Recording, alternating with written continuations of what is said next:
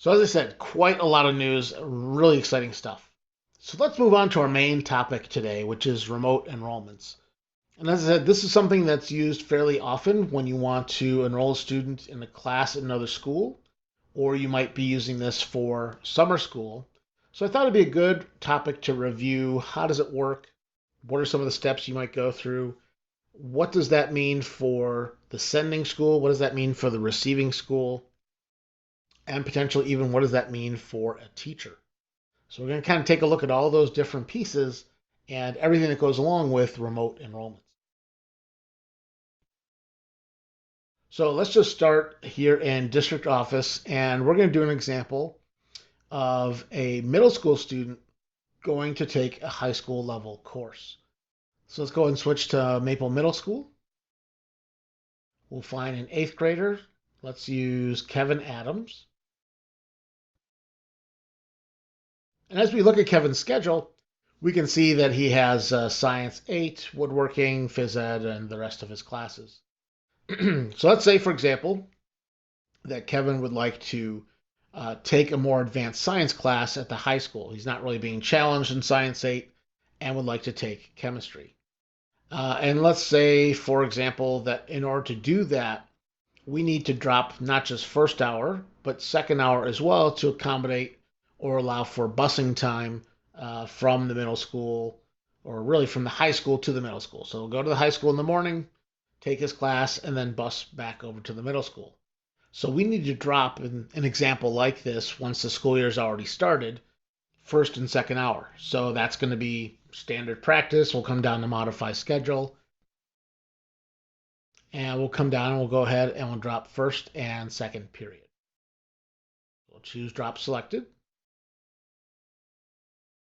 And we can do this, of course, either the 7th, the day after today, the right way, or if we were, affecting this or taking a year-long class like science and saying, okay, this is going to be at the semester change. Obviously, we pick the appropriate exit date. So for now, let's go ahead and choose the 7th. And we'll go ahead and drop classes.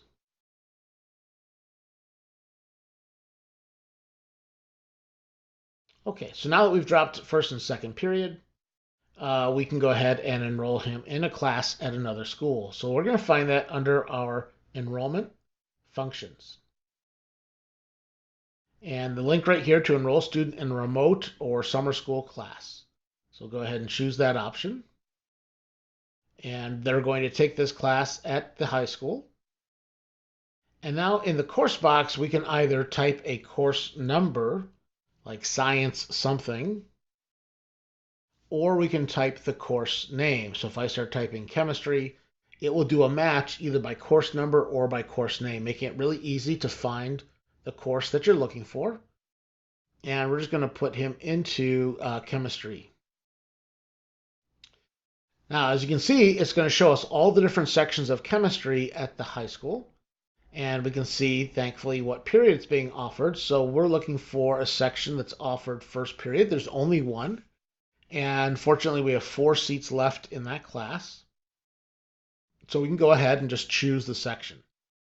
Now, of course, at this point, there might be some best practices that have nothing to do with the technology, but, do we notify the counselors over at the high school? Do we have an arrangement or how we, work out something like this? They may have already been worked out between the counselors and the parents at the 2 buildings, and we're just going ahead and processing what's already been an approved process. So we already knew that he was going to be taking Section 8 or this first hour class with Ms. Gillespie at the high school. So again, that kind of part of his process may have already been worked out. Probably not a great idea to just blindly drop kids into classes at another school within your district. So whatever the right process is at your district or school, obviously you would follow that. Okay, so it's been very easy. We've selected the school, we've selected the course number, we've selected the section of chemistry at Redwood High School.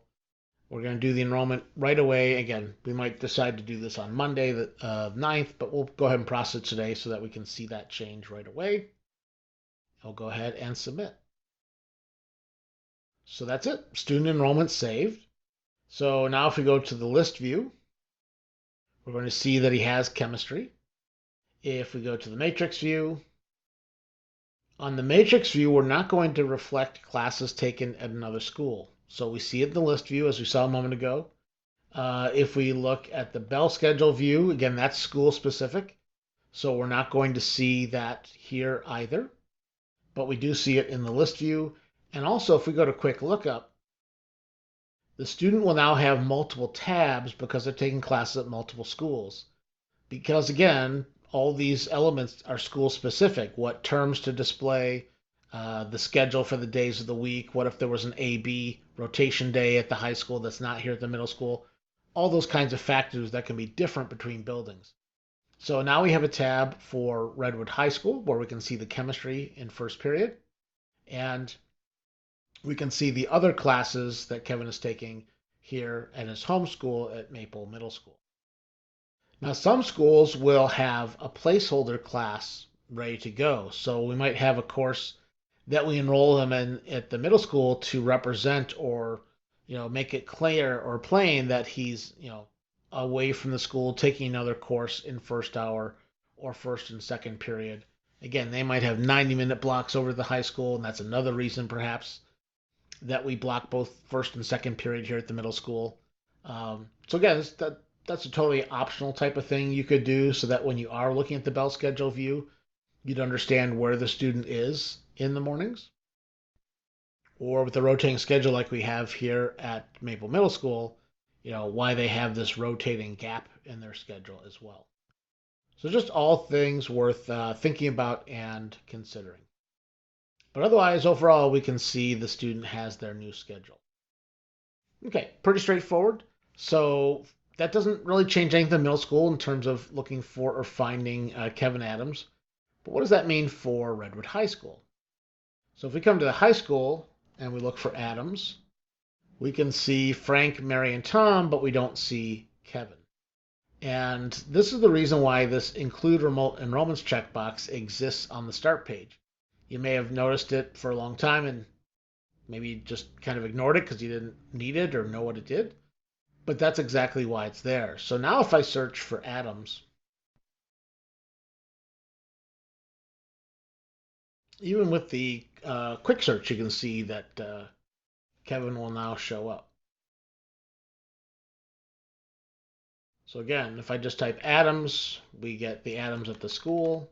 But if this box is checked, then we can see Kevin right here with grade 8.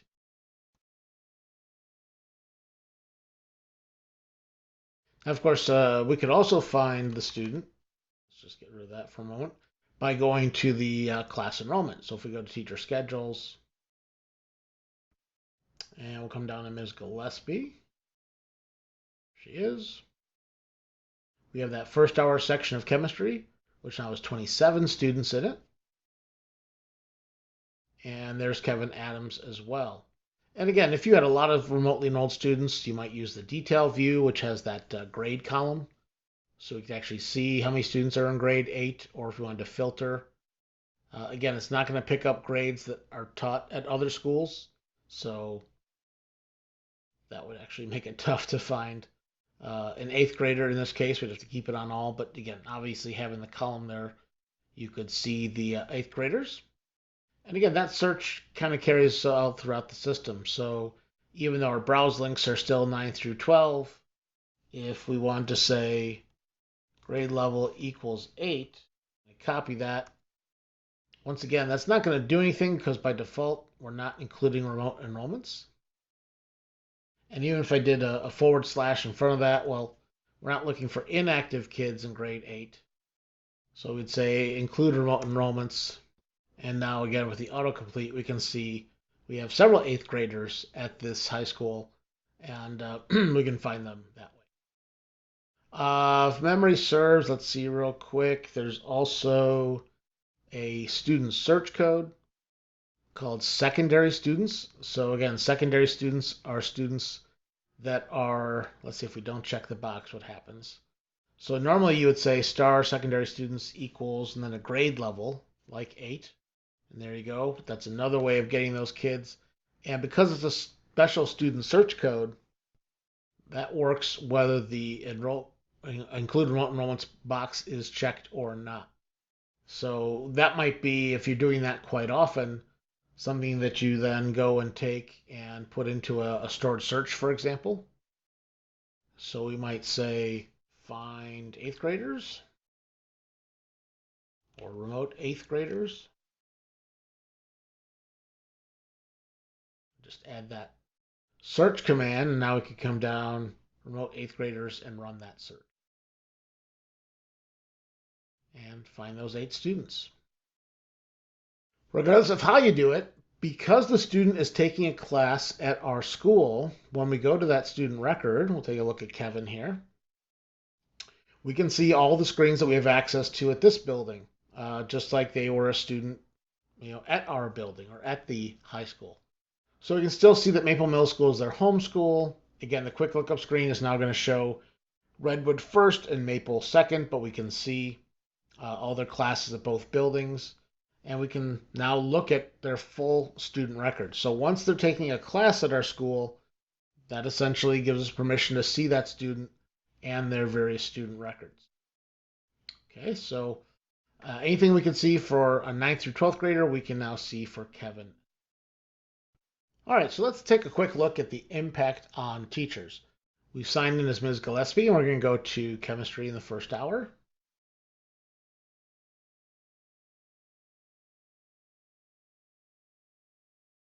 And if we look at our students, there's Kevin. We have our note that he's a new student as of January 6th. And when we go to that student, we will have access to the transfer scores page because he transferred from one class to another. Now, in an example like this, we may not be interested in looking at or transferring his assignments from Science 8 because they may not apply to chemistry. But in case you haven't seen the transfer scores page before, this is a screen that we can use so that when a student transfers from one section to another or one class to another, as you can see here, even if it's between different schools and different teachers, the incoming teacher can still see that past work. Now, you'll notice that the From class is a drop-down menu as well, and that's because, as you'll recall, we dropped 2 classes, Science and Woodworking. So again, in this example, the teacher might be interested in looking at their work in science and not really interested in what happened in woodworking. But this is just the way the screen works. Whatever classes were dropped, the incoming teacher can see. So if a student moved and transferred completely from one middle school to the other, one high school to the other, and they dropped all their classes when they did that, the receiving teacher would be able to look at and align with all their classes. Because again, the system doesn't necessarily know that there's a match from Science 8 to Chemistry, or from Math 6 to a different middle school level math course. And again, we can see the current term's assignments, future term, and then the semester overall. So if we wanted to look at all of their assignments for the semester in Science 8, what was their overall course grade? Again, we might take that into consideration as we're trying to put in some type of Q1 work as they come in Q2 or something like that. So again, it's really up to the receiving teacher to decide how they want to use that information. But it will go ahead and, let's just go back to Q2, show the assignments that they had in the other class in Science 8, their score, the score type, so the teacher can see the reference for 37 points out of what.